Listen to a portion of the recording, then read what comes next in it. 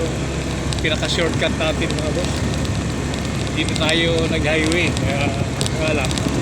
Tingingat na tayo dito kasi madilim. Puro talahiban, puro kahoy yung nasa gilid natin. Pero may mga kabahayan naman, malalayo lang yung distance ng bawat isang bahay. May pumara, huwag na huminto, tuloy-tuloy lang. Kung may humarang, banggay na, di ba? Pungulong tayo sa kalsada. Mahalaga, mapagano tayo.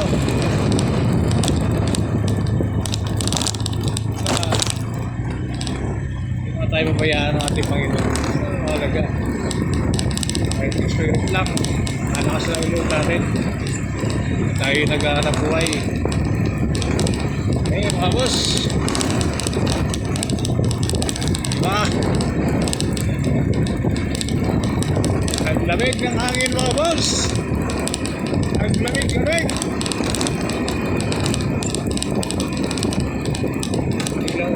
Ilaw ko lang pumunta to eh. Okay, malapit na tayo makalabas sa magpilit na lugar. Okay.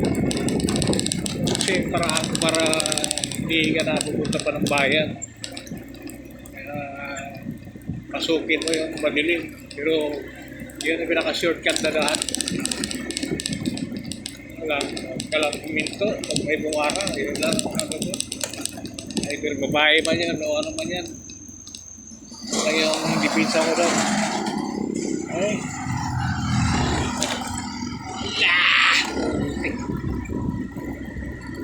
Okay mga boss, nandito na tayo sa malaking kalsada. Ito yung Lansa Tracy Martinez Road. Okay, so naaala naman tayo dahil relax na eh. Relax na lang tayo. Joy ride na lang tayo mga boss. Meron na tayong extra nakikita ang 400 eh. So nakabili pa tayo ng siumay natin. Ating paninda. Nagkakita rin nyo sa bahay mga boss. So kayo patamad-tamad mga boss. Kailangan madiskarte ka sa buhay.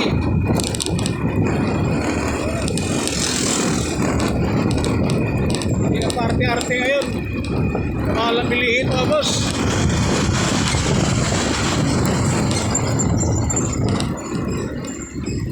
Okay, so